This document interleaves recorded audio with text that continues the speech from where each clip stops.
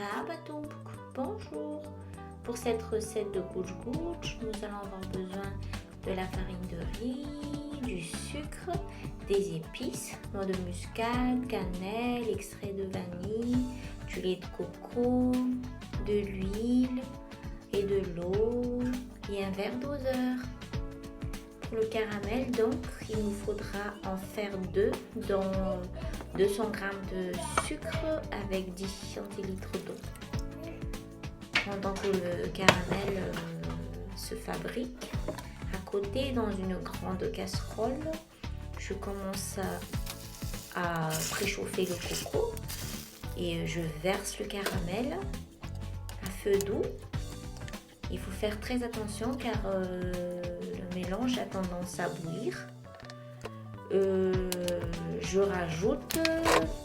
Après je rajoute les épices, cannelle, noix de muscade, vanille et je mets l'extrait de vanille, 4 cuillères à soupe d'huile, et je rajoute un petit peu de coco pour avoir la texture un peu granuleuse dans la bouche. Je verse la farine de riz, je touille et après je mets 90 centilitres d'eau, je touille le mélange,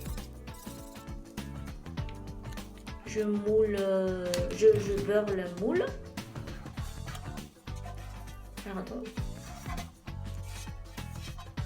et après, quand on a une texture bien compacte, que c'est assez cuit,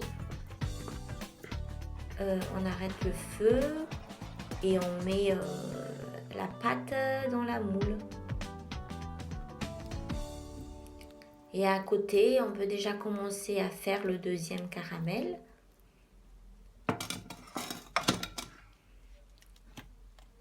Et je peux déjà commencer aussi à préchauffer un petit peu le four à 180 degrés.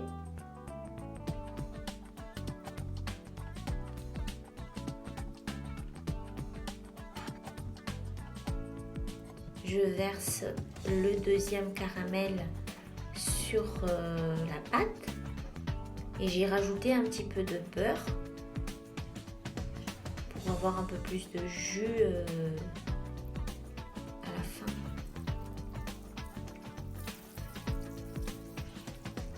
Bien étalé sur la pâte.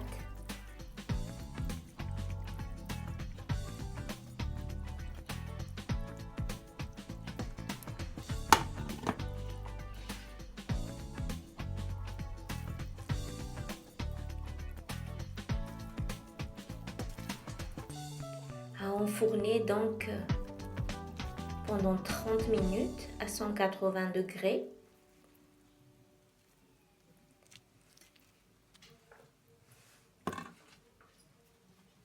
Et de préférence à manger le lendemain, mais on peut aussi le manger quand c'est froid,